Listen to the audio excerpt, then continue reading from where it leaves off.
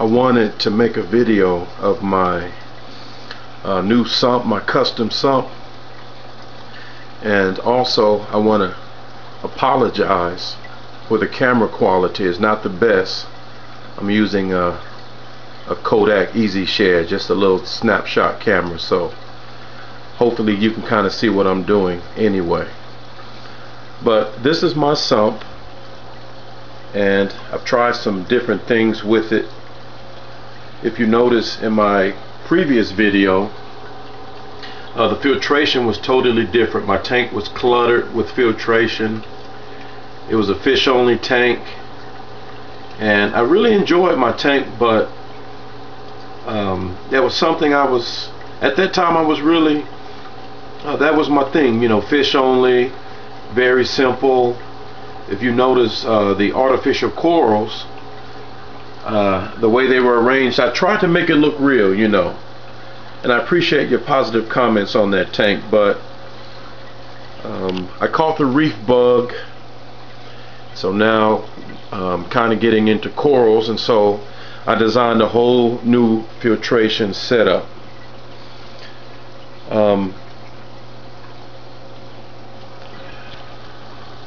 This part here is my refugium, and it's a deep sand bed refugium, and it's new. I had some other sand previous in my other sump, but I disturbed it too much, and then there were some layers when I put it back that it began to smell, and I just didn't want to risk that contaminating my tank. So I put new sand in there. It's been a couple of weeks, so you see the diatom algae kind of growing in there, and so I'm going to put some critters in there too. I'm going to put I can't think of what I'm saying, you know, the copepods and the amphipods, and the, you know, some small hermit crabs, the small sand stirring starfish, and the different, you know, snails, detritus eating snails, and some chaetomorphia. I got all that coming. I'm going to put it in there. But let me kind of go with the design of what I was trying to accomplish here.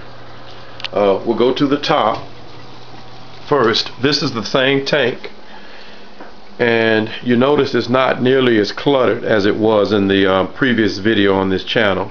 And this is the back of my aquarium, and if you notice with the rock structure, I'm trying to do something different. I have bridges and arches and caves, and I'm attempting to make my reef, you know, really something different. And you know, the different areas I'm going to fill in with live rock, and you know, try to accomplish a different look, do something different. But that's the back of my tank, a sneak preview, and I'll document, you know, when I make changes. But here's the overflow, standard overflow. There's the sponge filter pad, goes down into this, the water flows into this hose. Now here's the controversial part. On most systems, you know, the water that exits the tank comes down to this first chamber here, either into a filter sock or you know, something like that. It just comes into the chamber. But you know, you never can get too much filtration on your tank, and so I decided to be creative. I'm like, the water has to come out of the tank, so why not build a neat little area and make it something that's, you know, efficient. So you can't beat the efficiency of a wet dry filtration. I wanted this type of bacteria on my system because it really destroys waste products, you know, ammonia and things like that, what I'm trying to say. But so here's a different design. You notice in most wet dry filtration, the bioballs are on the side of the chamber, and then the waste just accumulates in the water. It's all dirty. But this is a very clean design, you know.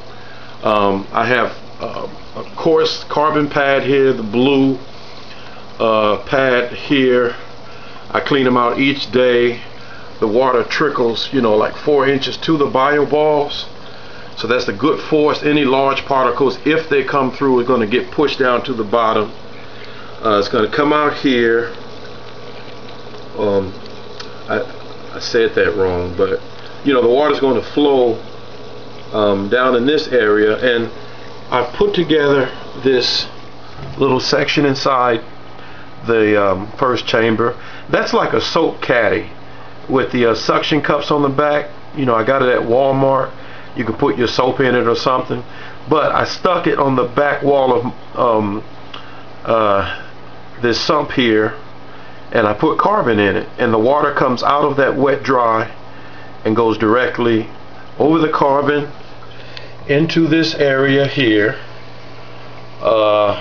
This is a miniature deep sand bed. It has some live rock, and if there is any nitrate that's produced out of that wet dry, I'm hoping this entire chamber can take care of it.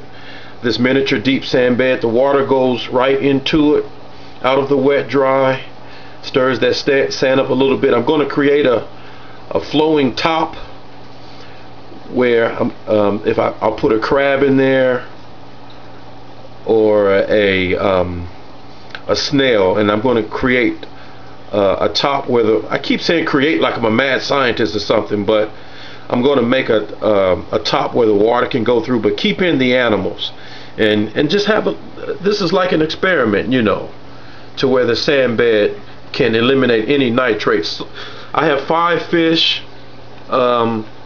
So far 0 nitrates. Been going for 2 months, and we'll just kind of see. And I like the design of it's kind of open. You can stick your hand in there, you know, and the water just flows. And so it looks really good, and it's very quiet. And so we go into the next chamber. There's a blue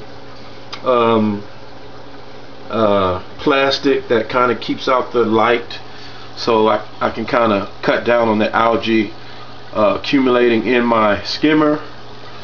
I made the chambers different than most. They come all the way up to the top, and I drilled some holes there so the water can have a nice flow. I made the chambers come up to the top, so if I put a fish or something in there, it can't go into you know, get caught up into a pump or something. But the holes that I drilled, they serve a good purpose. It aerates the water just right. Then it kind of restricts the water in this chamber, so that way it can kind of settle. The water can settle in this area, and the skimmer runs more efficiently. It can really, you know, take its time and skim that water. And so here's my refugium.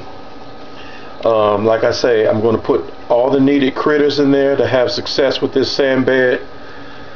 And this is my basic design here. You can see I made that it's like plastic grid like netting like, but it's kind of thick. I think they're used for knitting or something like that.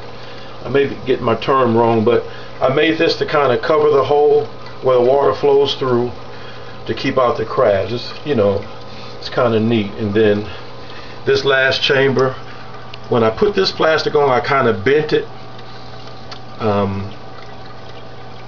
made it kind of like an arch, and that way the water can flow and fall and cascade right down onto that carbon filter pad, and that way there's absolutely no air bubbles, if you can kind of see that. And so this is my design, and forgive the wiring there. I'm going to change all of that. I'm going to elevate it up away in this area here, and I already know how I get different thoughts, ideas. I'm going to change this area, or I'm going to change this filtration. I'm going to add things, make changes, get the wiring tight, you know, on and off switches to individual needs of the aquarium and the filter. You know what I'm trying to say. But this is it. So far my wet dry is not producing any nitrates. Hopefully it's the design.